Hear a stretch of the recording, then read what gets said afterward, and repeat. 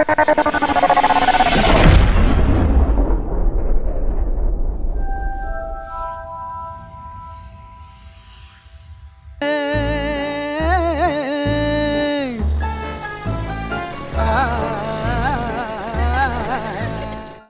முன்னாடி சின்ன சின்ன ரோல்லாம் பண்ணிட்டு இருந்தீங்க, உடனே ஹீரோ ஆயிட்டதும் உங்களோட ஃபீலிங் எப்படி இருந்துச்சு? உடனே ஹீரோன்லாம் வரல. ஆக்சுவலாக சொல்ல போனால் ஜிகர்தண்டாக்கு அப்புறம் நான் 2-3 படங்கள் பண்ணேன். 49 ஓ பண்ணேன், தூங்காவனம் பண்ணேன், ஒரு சில படங்கள் இன்னும் வரல. நான் ஃபஸ்ட்டு நான் எதிர்பார்க்கல. ஜோக்கர் ஸ்டோரி வரும்போது அது அதனுடைய கதாநாயகன் யாருன்னே முடிவு பண்ண படமாக தான் வந்துச்சு என்கிட்ட. அப்போ எனக்கு வேறு ரோல் தான் வந்தது. ஸோ அது ஒரு கதை, அது எல்லாருக்குமே தெரிஞ்சது தான். அதுக்கப்புறம் கொஞ்ச நாள் அவரே டைரக்டரே என்னை பார்த்துட்டு, சரி நீங்களே ஜோக்கர் பண்ணால் நல்லாயிருக்கும் அப்படின்னு சொல்லிட்டாங்க. அப்படியே ஜோக்கர் அந்த ஜோக்கர் ஸ்கிரிப்ட் படிச்சுட்டு இவர் சொன்னதையும் கேட்ட பின்னாடி எனக்கு என்ன ஃபீலிங் ஆனிச்சுன்னா, ஃபஸ்ட்டு ரொம்ப பயமாக இருந்துச்சு. அதுக்கப்புறம் ஒரு பெரிய ரெஸ்பான்சிபிளாக இருந்துச்சு. ஏன்னா அந்த ரோல் வந்து ஒரு மாதிரி கத்தி மேலே நடக்கிற மாதிரி. ஒரு பக்கம் இப்படி பண்ணிட்டா ரொம்ப கோமாளிமையாக இருப்பான், அப்படி பண்ணிட்டா ரொம்ப அறிவாளிமையாகிடுவான். ஸோ ரெண்டும் இல்லாமல் இருக்கணும். அது மாதிரி தான் வந்திருக்குது. முடிஞ்ச அளவுக்கு அதுக்கு ஜஸ்டிஃபிகேஷன் நல்லா நடந்திருக்குது. ஸோ அப்படி தான் ரொம்ப ரெஸ்பான்சிபிளாக ஃபீல் பண்ணேன். ஜோக்கருக்கு முன் ஜோக்கருக்கு பின் அப்படின்னு பிரிச்சா இப்போ உங்கள் பட வாய்ப்புகள்லாம் எப்படி இருக்கு? ஜோக்கருக்கு முன்னாடி அப்படின்னா அதாவது யார் பூனைக்கு மணி கட்டுறது யார் அப்படிங்கிறது தான். அதாவது சினிமாவை பொறுத்த வரைக்கும் நான் பார்க்குறது வந்து இட்ஸ் டைரக்டர்ஸ் மீடியா. அவங்க கையில் தான் இருக்குது. ஒரு டைரக்டர் முடிவு பண்ணிட்டா என்ன வேணால் செய்யலாம். ஒரு நல்ல இப்போ நீங்கள் பார்த்தாலே தெரியும், ஒரு நடிக்க தெரியுது நடிக்க தெரியலங்கிறது வந்து சினிமாவில் அவ்வளோவா வெளியே தெரியாது. இவர் நடிக்க தெரியாத ஆள். ஏன்னா கட்டு இருக்கிறதுனால, ரீடேக்ஸ் இருக்கிறதுனால நல்லா பொறுமையாக ஒரு டைரக்டர்கிட்ட உட்காந்தோம்னா நல்ல பேர் வந்துடும் அந்த ஆக்டருக்கு. அப்படி தான் எனக்கு ஆரண்ய காண்டம்னு வந்துச்சு. ஆரண்ய காண்டத்துலலாம் ரொம்ப பொறுமையாக ஏன்னா எனக்கு சினிமா தெரியாது, ஃபஸ்ட்டு படம் நாடகம் தான் தெரியும். ஸோ என்னை பொறுமையாக செதுக்கினாருன்னு சொல்லலாம்ல, அந்த மாதிரி இப்படி கூட சொல்லலாம்.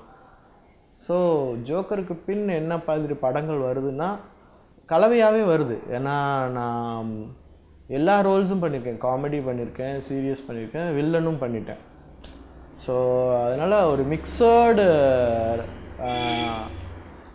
இதெல்லாம் ஸ்டோரிஸ் தான் வருது. ஒன்று லீடு வருது, லீடில் மிடில் மேன், ஸ்லேவ் அந்த மாதிரி ரோல்ஸ் வருது. லீடில் ரொம்ப பாஸ் மாதிரிலாம் ரோல் வரல. ஏன்னா ரொம்ப பணக்கார அந்த மாதிரி ரோல்ஸ் எதுவும் இல்லை. ஏன்னா என்னுடைய உருவத்தில் அந்த இது இல்லையா, இல்லை அவங்களுக்கு அந்த நம்பிக்கை இல்லையான்னு தெரியல. ஸோ அந்த மாதிரி தான் படங்கள் வரும், ஒரு மாதிரி மிக்சர்டாக வருது. நம்ம கமல் சார் கூட நடிக்கணும்னாலே எல்லாருக்குமே மிகப்பெரிய கனவுங்க. அவர் கூடயே நீங்கள் சேர்ந்து நடிச்சிருக்கீங்க, அந்த அனுபவம் எப்படி இருந்துச்சு? தூங்காவனம் அப்போ தான் மீட் பண்ணேன். அவர் வந்து அன்போட என்னை ஜமீன்தார் தான் கூப்பிடுவார். ஏன்னா நான் அரண்ய காண்டத்தில் அந்த ரோல் பேர் வந்து வாழ்ந்து கட்ட ஜமீன்தார். அவர் பார்த்துருக்கார். அவர் பார்த்துட்டு அப்பயே அவரோட ப்ரிவ்யூ பார்த்துட்டு அவர் ரொம்ப பாராட்டினார் கமல் சார். அதுக்கப்புறம் இப்போ அவரை மீட் பண்ணேன். அப்போவும் அவர் ஜோக்கர் படம் பார்க்க முடியாமல் போச்சு, பார்க்குறேன்னு சொல்லியிருக்காரு. பட் அவரும் வாழ்த்துக்கள் சொன்னார். ரொம்ப ரொம்ப ஒரு ஒரு ஆள்கிட்ட ஒரு பொட்டன்ஷியல் இருக்குதுன்னு அவருக்கு தெரிஞ்சிருச்சுன்னா அதை வந்து ஊக்கப்படுத்தி அதுக்கு ஒரு பெரிய வரவேற்பெல்லாம் கொடுத்து அவங்கள என்கரேஜ் பண்ணி ரொம்ப ஹெல்ப் பண்ணுறார். ரொம்ப நல்ல மனுஷன் அவர். யாக்கை படம் ட்ரெய்லரில் பார்த்தா கோட்டு சூட்டுன்னு கலக்குறீங்க, அதை பற்றி கொஞ்சம் சொல்லுங்கள். அதுக்கு என்ன பண்ணுறது, அந்த டைரக்டருடைய தலையெழுத்து.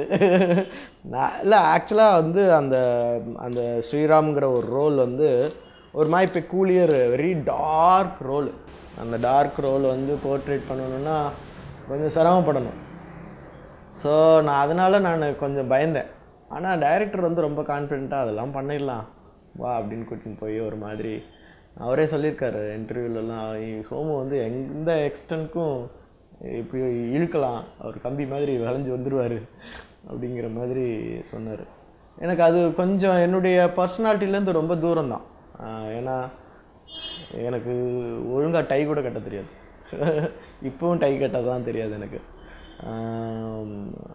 அந்த ஷூக்கு வந்து ஷூ ஹார்ன் ஒன்று இருக்குமாமே, அப்போ தான் ஃபஸ்ட் டைம் பார்த்தேன் ஷூ ஹேண்ட். ஓ அப்படி நின்றுட்டே மாட்டுவாங்க, சரி அது ஒன்று கொடு அப்படின்னு வாங்கி வச்சுக்கிட்டேன் நான். ஸோ அந்த ஷூ மாட்டும் போது நின்றுட்டு அந்த ஷூ ஹேண்ட்ஸ் நான் யூஸ் பண்ணியிருக்கேன்.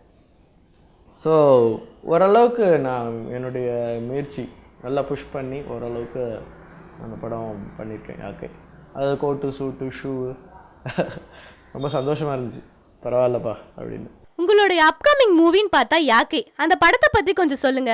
யாக்கை யுவன் சங்கர் ராஜா மியூசிக்கல், பிரைம் பிக்சர்ஸ்ன்னு சொல்லிட்டு புதுசாக வந்திருக்காரு மிஸ்டர் முத்துக்குமரன்கிற ஒரு ப்ரொடியூசர். குழந்தை வேலப்பன் அவர் இதுக்கு முன்னாடி ஆண்மை தவறியல்னு ஒரு படம் பண்ணியிருக்கிறாரு. இது அவருடைய 2வது படம் யாக்கை. இதில் வந்து கிருஷ்ணா, சுவாதி, நான், பிரகாஷ் ராஜ், சிங்கம்புலி, இன்னும் ஒரு நட்சத்திர பட்டாளங்கள் எல்லாமே கொஞ்சம் பேர் இருக்காங்க. ஸோ இது ஒரு லவ் ஸ்டோரி ப்ளஸ் ஒரு மாதிரி க்ரைம் த்ரில்லர், ரெண்டும் மிக்சடு, ஈக்குவலி மிக்சடுன்னு சொல்லலாம். ஏன்னா இதில் வந்து பீக் கேரக்டர்ஸ்னு சொல்லி 3 கேரக்டர்ஸ் இருக்குது. ஹீரோ, ஹீரோயின், 4 கேரக்டர்ஸ் கூட இருக்குது. Hero, heroine and villain and policeman ஒன்று. அது வந்து ஹீரோ கிருஷ்ணா, சுவாதி, வில்லனா நான், போலீஸ்மேனாக வந்து மிஸ்டர் பிரகாஷ் ராஜ் பண்ணியிருக்காரு. ஸோ ஒரு மாதிரி ஸ்டைலிஷ்டு ஸ்டோரி, ஒரு மாதிரி நல்லா வந்திருக்கு. நீங்கள் ஃப்யூச்சரில் என்னென்ன படங்கள்லாம் பண்ணுறீங்க, அதை பற்றி கொஞ்சம் சொல்லுங்கள். அதை பற்றிலாம் நான் யோசிக்கல. நான் என்ன சினிமா பொறுத்த வரைக்கும் என்னுடைய ஃப்யூச்சர் நான் யோசிக்க முடியாது. எனக்கு சில ஆசைகள் இருக்குது. ஒன்று எனக்கு ஒரு பேடு காப் பண்ணணும்னு இருக்குது. ஏன்னா ஒரு ஹீரோ வந்து காப் ரோல் பண்ணார்னா அது வந்து நல்ல காப்பு தான் பண்ணுறாங்க. எனக்கு வந்து பேட் காப்பு பண்ணணும் போல இருக்கு. Very worst corrupted cop role வந்து கடைசி வரைக்கும் முழு நீள காப் ரோல் ஒன்று பண்ணணும் அப்படின்னு ஒரு ஆசை இருக்குது. அதுதான் என்னுடைய ஆசை. அப்புறம் வந்து ஒரு பெரிய காமெடி ஒன்று பண்ணணும். அதாவது பஸ்டர் கீட்டோன் மாதிரி அந்தளவுக்கு பாடி ஒர்க் பண்ண முடியுமான்னு தெரியல. But I try to do ஒரு மாதிரி ஃபுல் காமெடி மூவி ஒன்று பண்ணணும்னு ஒரு ஆசை இருக்குது. குற்றமை தண்டனை என்ற படத்தில் நீங்கள் நடிச்சிருக்கீங்க. அந்த படத்தில் நடிக்கும் போது அதோட அனுபவம் உங்களுக்கு எப்படி இருந்துச்சு? ஆக்சுவலாக காக்கா முட்டை படத்துலேயே நான் மணிகண்டன் கூட ஒர்க் பண்ண வேண்டி இருந்தது. அவர் சில காரணங்களால பண்ண முடியல.